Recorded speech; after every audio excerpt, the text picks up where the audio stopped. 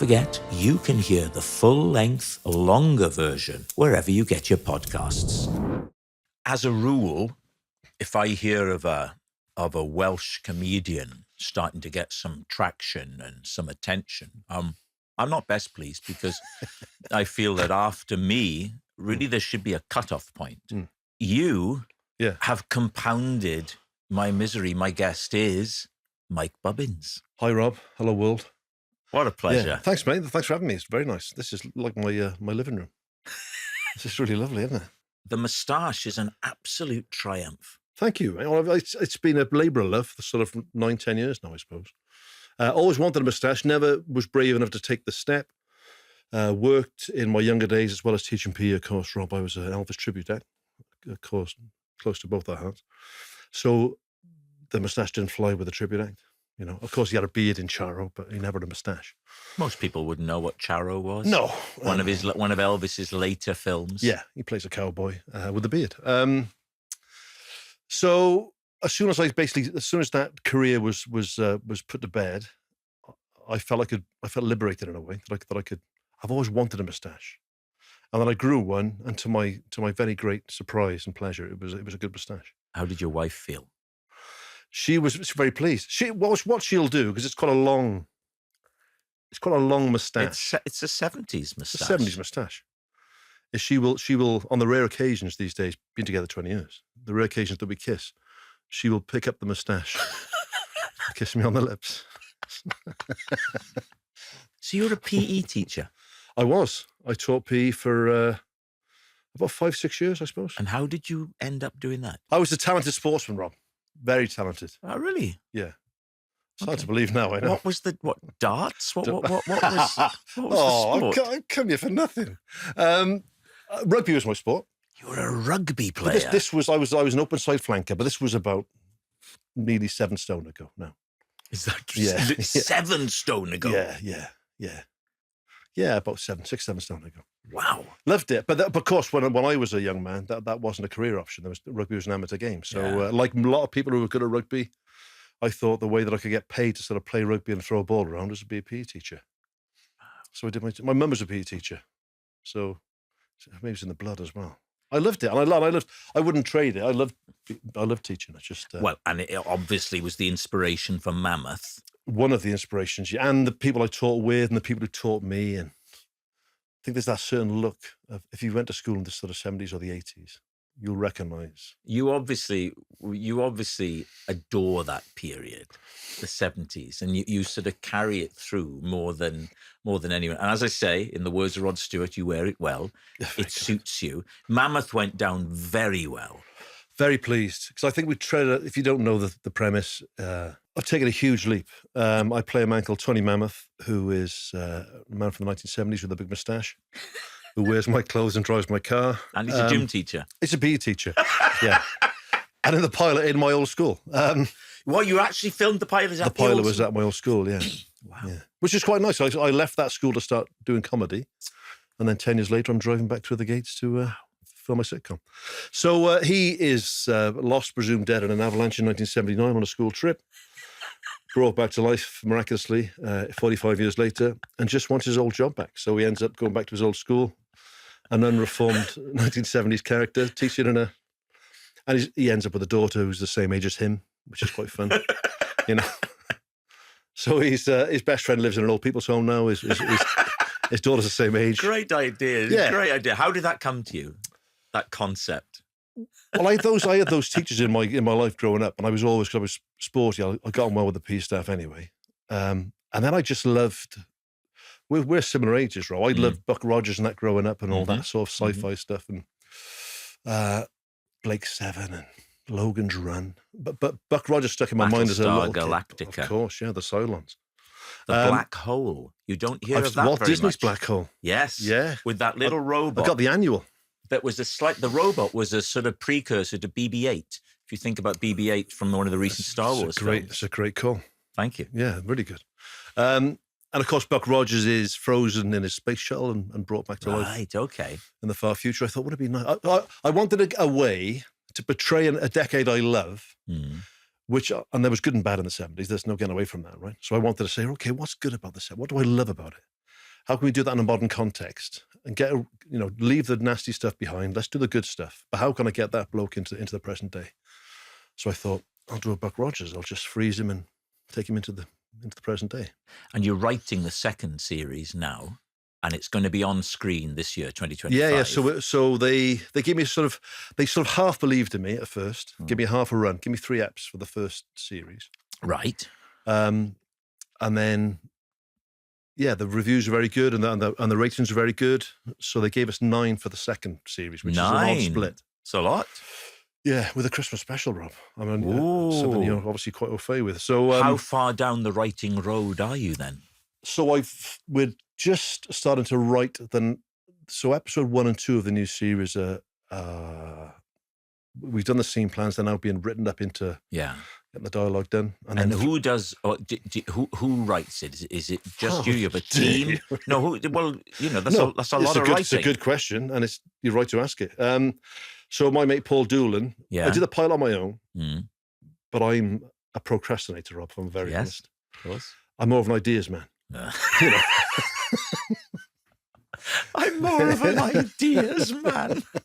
So my mate Paul came on board, who's written a lot of stuff. He's a very, very good writer, very funny bloke. Yeah. And he loves the stuff I don't love. He loves to go away and, by the end of that week, have like 25 pages for you to have a look at. So, it's great. In other words, he writes it. I call him a typist. What you're describing really is a writer, isn't it? We met somebody, we were in Llandaff, which is not, Llandaff in Cardiff. In the summertime with Paul and with the director of the first series and the producer outside a Chinese restaurant. I think you know the one.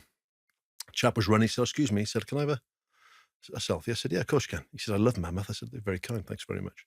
I said, well, actually, a lot of people involved in it are just over the road there. I said, there's the director. I said, there's the producer. And there's the bloke who does all the typing.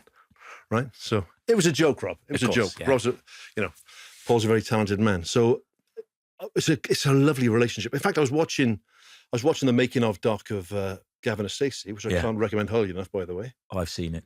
And I think the way that James and Ruth write reminded me a lot of the way that Paul and I write. Where I'll sort of sit down. I've usually got a notebook with me, which after 5 hours has still got nothing on there. And Paul's got a laptop, which he beavers away at. So you're the James and he's the Ruth. He's very much the Ruth in this situation. Okay. Yeah. So Mike mentioned that he and I are both huge Elvis fans, and Mike has been an Elvis tribute artist, and I do the funny turn sometimes. I've just seen him in the suit, mate. Did a good job. Indeed. And we are both aware that there is a company in America called B&K Enterprises. There is. And they make it's incredible. You go to their website, you wouldn't believe such a thing could exist. They not only make, because people don't realize how many different jumpsuits there were. Yeah, I think there's the sort of fancy dress Elvis look, which winds me up. But there are dozens and dozens of jumpsuits, and you can tell. We fans, we know the names. There's the Indian something. There's the Aztec suit, the dragon suit, the peacock suit. Yeah, Blue Wave. My 40th birthday, my wife arranged a surprise party for me, which wasn't a huge surprise because it was a 40th birthday party. I remember her saying to me, "Where do you want to go for your birthday?" I said, "I don't really care. Wherever, she said, what about the golf club?" I said, well, we've never been to the golf club, ever. Do you play golf? I used to. Yeah. I do again now, but I wasn't at the time. So then she said, what are you going to wear? I said, I don't know. So when do you wear your jumpsuit? I said, is this a surprise party? So what are you trying to ruin it for? I said, I'm not trying to ruin it. It just sounds like, this is all the hallmarks for a surprise party, isn't it?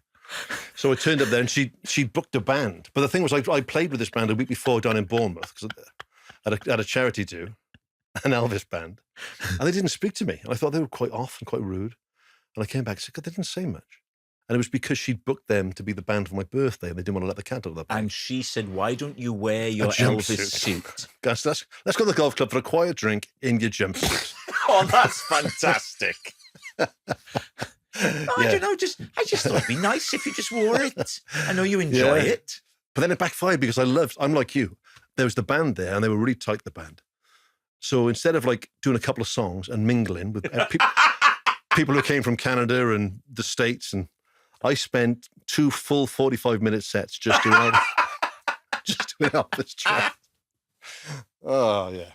Oh, man, I tell you. Oh, man, I tell you, man. You'd have left it. When did you start to pick up TV stuff? How did that happen? I did a little bit. I did a few bits and bobs on BBC Wales. Are you knocking on doors and things like most people, knocking on doors and not getting Rob. anywhere? No, I didn't do that, to be fair. I don't think I ever emailed for a gig. I felt bad. I used to get. I lucked out. I did Edinburgh because I came to comedy quite late. So I was mid-30s before I started comedy, and I came into it completely by accident. I went along to I was writing a script. I was writing a script about an Elvis tribute act. And there was a free script writing course in a little place in Cardiff. I turned up on the wrong day. I'm not very organised, and it was a stand-up comedy course. I said, "Well, I'll come back next week." They said, "Well, you might as well do the course. You're here. It's only like a few hours." So I did that. Quite enjoyed it. The teacher, thankfully, was rubbish because otherwise I'd have been put off. And I said, "What do you mean?" Well, they were making a living doing stand-up. I thought, well, if that's paying your bills, I can do that. Right. So, which sounds big-headed, but it wasn't meant to be. So I started doing open mics and, traveling around the place for little gigs. And then. And already you got the look because that's how you dress. And I'd anyway. sung. I spent a couple of years when I stopped playing rugby to pay the bills. I was doing a bit of singing. What sort around of the singing? clubs. I would do a lot of Elvis, but a bit of Kenny Rogers, a bit of Glenn Campbell. Oh, Glenn Campbell. Do a bit of that. Which Glenn Campbell songs? Galveston, Time I Get to Phoenix, all that sort of thing. Classics. Yeah. What's the link between Glenn Campbell and Elvis? He was a session musician, Rob, I believe. I think he played on, I'm going to say Guitar Man. I might be wrong. Viva Las Vegas. Viva Las Vegas. There's more than that, though, Mike Bubbins. What's the other connection between Elvis? I've seen photographs with the two of them together. Yeah, but there's more than that. Oh, come on, Rob. This is good. I love finding out Elvis. Brydon catches out Bubbins. Come on. That'll be the headline. Didn't know that was the game. Wales I had Online. no idea that was the game. Brydon takes Bubbins down. Yeah, doesn't he? Pictures inside. Turn to page 6. Glenn Campbell, right, in the 1960s, was the person of choice to record the demos for the songs that Elvis would sing in the movies. Well. You didn't know that? I didn't know that. I knew that Campbell played. He was in a western, wasn't he? He had a very short-lived acting career. Glenn True Campbell. Grit. Was it True Grit with John Wayne? True Grit. Okay. God, I've been. Thank God you weren't my opposition on Mastermind. How did you do? I won. I won. I wouldn't mention otherwise. Who did you beat? I beat Lindsay Santoro's a very good comic. I beat Kanda, who is the BBC Asian Network DJ.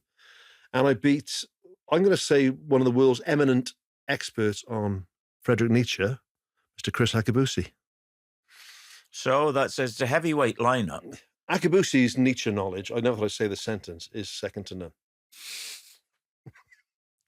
It really is. I'll bet no one's ever said that before. But I am staggered at I'm going to use the word, mistakes. I didn't choose Elvis, though, as my specialised subject, Rob. I wanted to challenge myself. What did you choose? James Garner, a.k.a. Jim Rockford from the Rockford Files. You chose? I assumed it was Elvis. Well, everyone assumed that, which is why I wanted to catch him unawares. And I realised when Clive Murray started asking the questions, and there wasn't a single Jim Rockford question, I thought I've picked the wrong catch. So you had stuff about The Great Escape? Bit of Great Escape in there. What else would you get about James Garner then? A bit about his growing up, about his family. And you still knew them enough, though? I knew, well, I was lagging behind Akabusi at the turn. But I knew my general knowledge would get me over the line. Have you've got a good general knowledge? I think good's underselling it, Rob. I have, Really? Yeah. Ask me something. Okay. Which period of Elvis's life is that watch from? I would say it's about 60, 61. Yes, this is Hamilton Ventura. Good spotting, Rob. I've worn that especially today because I thought Rob will spot this. Nobody else would they? Yeah. Was he wearing that around the time of the Frank Sinatra show? Oh, when he did Witchcraft. Uh-huh. Coming out of the army? Yeah, I think. Or was it a little bit later? Probably a bit later than that, wouldn't it? Yeah. Be? A year or two later. Yeah. Well, in fact, I got this, Rob. I brought this to show you as well. My lucky ring. I forgot to put on for this thing, didn't I? Look at that. Let's look at that. Oh. TCB. So has this belong to Elvis, or this is just... Sadly not. It's just a ring. It's a reproduction. I once put on a ring that had belonged to him. I got Really? a friend who has a lot of stuff, and he brought it with him to a recording of Would I Lie to You, actually. That would have been a throw. And I but you can never be sure, though, can you? It's the Frank Skinner thing, isn't it? When he bought the shirt that wasn't a shirt, So, if people are wanting to enjoy Mike Bubbins live, there's no now? Well, we can see you. Yeah. Throwback your stand-up special. Yeah. Well, I did a tour in 2023. Was it 23? Yeah, it was 23. I mentioned earlier that I'm not that organised. So we did a theatre tour, very nice, played some lovely gigs. At the end of it, my agent Andy sort of said, did you record it? No. Are they recorded, any of those? Your agent asked that. Yeah, and I hadn't, of course. Andy's in the other room. Andy, I would have thought you'd have been across it, but never mind. Ask me before, ask me during, if anything. Yeah. Or organise it, make it happen. Or before. Yeah. Well, yeah, he's getting 18%, isn't he? So. How much? Well, 15 plus VAT. I know. Well done, Andy. I've now got more respect for the agent than the act. Yeah, so I probably a year and a half. In the meantime, Mammoth had happened. So I had an 18-month hiatus, and then I thought I'll just go and do a theatre gig, and I'll record that. So I did the new theatre in Cardiff, lovely venue. First gig I ever saw was there. Was it? I think it might be my first gig. I saw the Buddy Holly story. I saw Shaking Stevens. Oh, good Lord. Michael Barrett, of course. That's right. From Ely. That's why Keith Barrett's name is Keith Barrett. Is it really? It's because Barrett was Michael Barrett's surname, yeah. That's a nice little Easter egg. I've got a few Mammoth Easter eggs about Buck Rogers, but so I did a gig there. Ellis James begged me to do previews. I sort of done it. Oh, no. But I hadn't gigged for probably 18 months when I did the... And you couldn't see the sense in maybe having a few warm-ups? I didn't have time, Rob. Otherwise, I would have done warm-ups. So how did it go? It was better than I expected. This is the one that we can see on the iPlayer. Better than Ellis expected. So you're kind of underselling this, really. Yeah, but I mean, have a listen to it and watch it by all means. But, okay.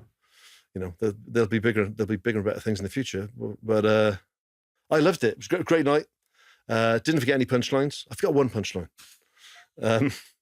But I put a big Elvis song at the end to finish on, to get a bit of got the crowd going. Which one? I love to finish on a song. Yeah. Well, Wonder of You. Wonder of You. Lovely. You can't go wrong with that. So we'll see that we can go and watch a throwback on... But that won't be on there because I didn't clear that. So how does the show end on the telly? Abruptly. Inexplicably. Yeah, confusingly. Unexpectedly. Yeah.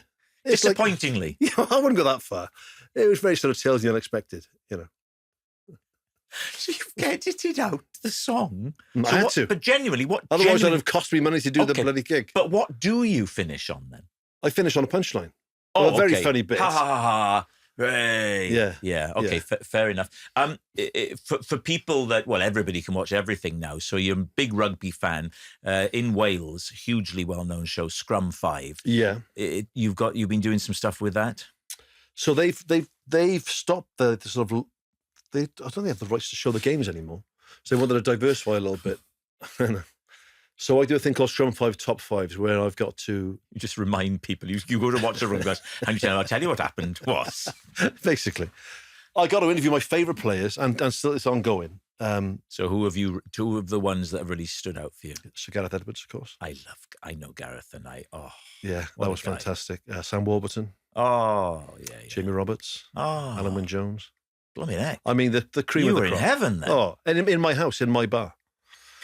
So we talked to the producer and we were looking for a venue and I said, well, come over with a cup of coffee and we'll talk about it. And he saw my bar. He said, can we film in here? I said, yeah, great. Wow. So I actually get to film in my... I get to talk to my very, very favourite rugby players of all time and rugby fans. So Steve Spears has done one and Tanny Gray-Thompson and Sarah Elgin. And all this stuff then is available as well, I suppose. That's all there. On the iPlayer. That's all there. And that is slick. I mean, that's highly polished. You didn't have to cut anything out because you couldn't afford it. I planned this, and it is. And this can only be described as proper.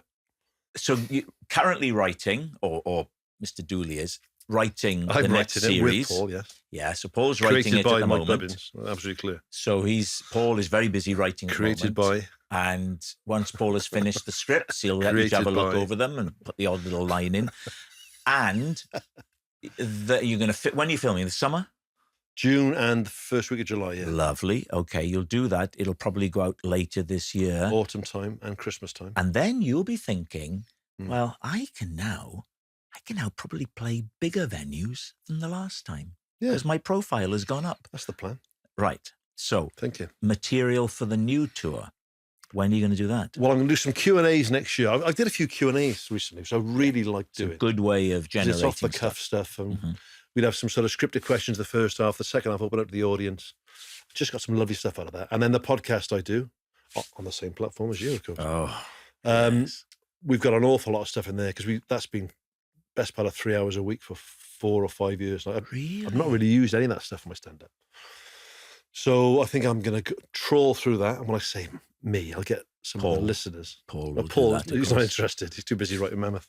Yeah. Yeah. He does a great job on that. Yeah, he's a bloody workhorse. You must love reading it. It's the surprise I love. It's the twists I didn't see coming. It's the so the podcast. I think I'll ask the listeners to the Social Distance Sports Bar podcast at Distant Podcast. I'll ask them to pick their best bits. We got lots of best bits, which they've already talked about. Right. So okay. I think I'll sort of try and get that into the stand-up show. And will you do some warm-up gigs, or will you just start out big at the CIA with a big one? I'm going to preview the hell out of these. Okay. Yeah. Okay. The podcast, yeah. Given the date of the podcast's genesis, presumably this was a lockdown thing. Yeah, so Steff Garrero is a mate of mine who's a journalist, and Elis James, friend of both of us, of course, comedian. Steff had an idea of doing because he was a sports journalist, of doing a roundup sports show, lighthearted. And then lockdown started, so there was no sport. And then Elis and I had no gigs. So Elis and I, well, it was Steff's idea, but we signed up to Steff's idea of basically a roundup show without the live sports. But you'd known Elis from the circuit. Yeah, so Elis was the first, it would have been one of my first mates that I met on the circuit. He started about a year or two before me. Elis supported me when I was doing a tiny little tour when I made a documentary years ago called Rob Brydon's Identity Crisis, all about Wales. And I finished it with a gig at Aberdare. And, Coliseum? Yeah. And my mum and dad came, and Elis was the sort of support act when I first said, he always remembers that my mum and dad came back afterwards, and my mum berated him for his bad language. Elis did? Yeah. He's still potty mouthed. But he's great. He's Oh, I think he's fantastic. It's just fun to do because there's nothing to learn. So we watch a documentary, we'll pick a few funny clips, and the idea is it's like three mates in the pub when you get together to talk about the football or the rugby or whatever, but you don't talk about that. Yeah. You talk about everything else. Yeah. I'm more of a sort of family entertainer, if anything. I do swear, it's bad with the kids, isn't it? When I did Mammoth, they did there was a big billboard campaign around sort of South Wales, and my son was like 13, 14 when it came out. He went, "Are you going to be on a bus?" That's all he's worried about. Am I going to be on a bus? Because the school bus, I think he'd seen Steve Spears doing the tuckers on the back of a bus, and he was worried about that. So I said, "No, I'm not going to be on a bus, pal. You're okay." It's funny what the kids, how they react. Well, I'm writing stuff now, and my wife, Kelly, for years, has been so good. And a lot of the stuff is fairly, because comedy's on the edge, isn't it? That's where the funny stuff is. She's very understanding, knows that my job is to try and make people laugh, and sometimes that involves me saying things about our relationship that I probably shouldn't say in public. But the kids are not there yet because they're like, teenagers. So when you write in scenes, there's a scene I'm writing for the next series, which I've told my son about. He said, "Please don't do that." I said, "Ben, I have to do that. I have to do that. This is what puts the sugar puffs on the table." Exactly. Those Frosties are not by themselves. Look, things have taken off so well. Yeah. Haven't they? You must be. I've had a lovely 2024. Yeah. It's a long old slog. I have a very understanding wife, 2 very understanding kids. And it's getting there. That wife just lives for the moment at the end of the day when she can lift up that moustache. She does. What a lucky woman. Some podcasts end, very... I like to peter out. Yeah. Oh, we're doing that. Or come out too soon, like in the stand-up special. We're now going to sing The Wonder of You.